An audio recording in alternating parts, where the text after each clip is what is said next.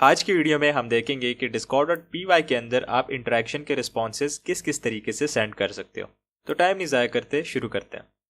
तो discord.py के अंदर जब भी आप स्लैश कमांड या कोई बटन के ऊपर क्लिक करते हो या सेलेक्ट मेन्यू में से कोई ऑप्शन सेलेक्ट करते हो या मॉडल को सबमिट करते हो तो एक इंटरेक्शन पैरामीटर जनरेट होता है और उसके रिस्पॉन्स सेंड करने के काफ़ी सारे तरीके होते हैं। आप लोगों ने जो मेनली देखा होगा वो सिर्फ सेंड मैसेज का तरीका देखा होगा, जिसके अंदर आप क्या करते हो कि interaction dot response dot send message method का यूज़ करते हो और उसका एक टेक्स्ट मैसेज रिस्पॉन्स में सेंड कर देते हो।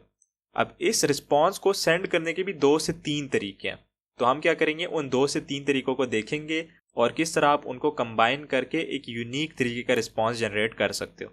तो मेरे पास इधर मेरा बॉट है जिसके अंदर मैंने एक इवेंट बनाया है और उसके बाद मैंने एक कमांड बनाया है सेंड मैसेज डेमो के नाम से, जिसके अंदर मैं क्या कर रहा हूँ सिंपली एक इंटरेक्शन सेंड कर रहा हूँ।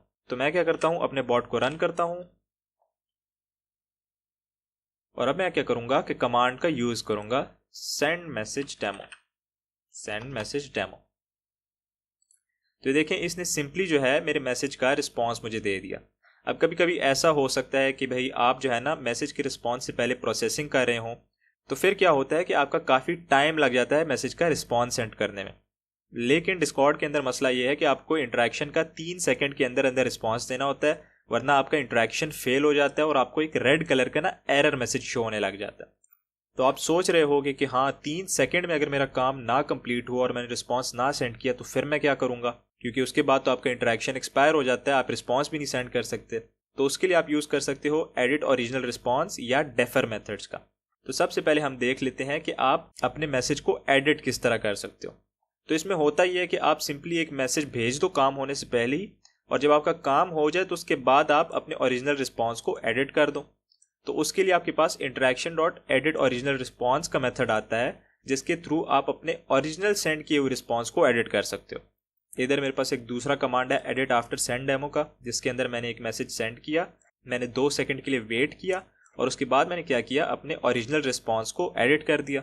तो जब मैं ये वाला कमांड अब यूज़ करूँगा एडिट आफ्टर सेंड डेमो का, तो ये देखना पहले मैसेज आया, 2 सेकंड के बाद मेरा मैसेज एडिट हो गया।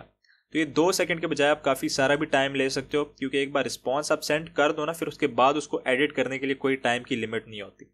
हाँ लेकिन आपको उसी सेशन के अंदर ही उसको एडिट करना होता है, आप बॉट को रिस्टार्ट करने के बाद उस रिस्पॉन्स को एडिट नहीं कर सकते।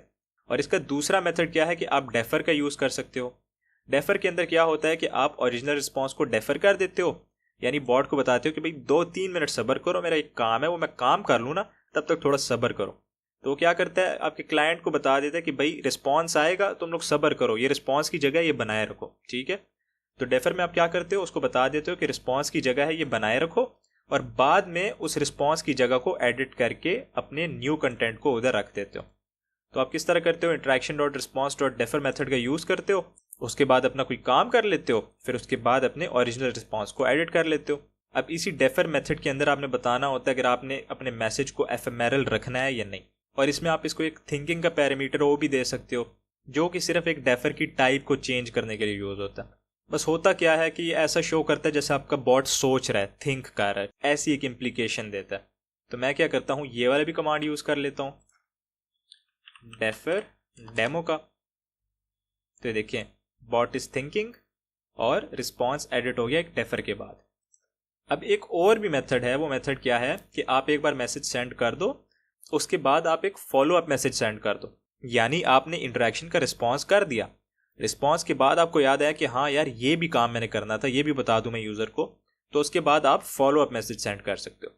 फॉलो अप मैसेज आपने जितने भी सेंड करने हो आप सेंड कर सकते हो, 20 करो 30 करो 40 करो, उससे कोई फ़र्क नहीं पड़ता, लेकिन इंटरेक्शन का रिस्पॉन्स हमेशा सिर्फ एक ही होता है, ठीक है। तो फॉलो अप की एग्जांपल क्या है मेरे पास कि मैंने इंटरेक्शन का एक रिस्पॉन्स सेंड किया सेंड मैसेज मेथड के through, starting follow up demo, उसके बाद मैं 1 सेकेंड रुका, फिर मैंने फॉलो अप सेंड किया, फिर मैं 1 सेकेंड रुका, एक और फॉलो अप मैंने सेंड किया, लेकिन ये वाला फॉलो अप मैंने एफएमआरएल रखा।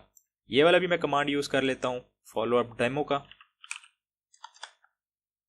तो देखो पहला मैसेज आया, दूसरा फॉलो अप आ गया और ये तीसरा फॉलो अप आ गया। तो इस तरह आप फॉलो अप भी कर सकते हो अपने मैसेजेस को। तो हमने 4 तरीके पढ़े हैं इंटरेक्शन के रिस्पॉन्सेज सेंड करने के। पहला क्या है कि सिंपली आप एक मैसेज के साथ रिस्पॉन्ड कर दो जैसे ही आपकी इंटरेक्शन अकर हो। दूसरा क्या है, आप पहला मैसेज सेंड कर दो, काम होने के बाद अपने इंटरेक्शन के रिस्पॉन्स को एडिट कर दो। तीसरा मेथड हमारे पास क्या है कि आप ओरिजिनल रिस्पॉन्स को डेफर कर दो, उसके बाद काम होने के बाद अपने ओरिजिनल रिस्पॉन्स को एडिट कर दो। और चौथा मेथड क्या है कि ओरिजिनली एक मैसेज का रिस्पॉन्स सेंड कर दो, फिर उसके बाद उसके फॉलोअप सेंड कर दो। तो ये थे 4 तरीके जिनसे आप अपनी इंटरेक्शंस के रिस्पॉन्सेज सेंड कर सकते हो। उम्मीद है आपको समझ आ गई होगी। मिलते हैं अगली वीडियो में, तब तक के लिए learn simple and right simple.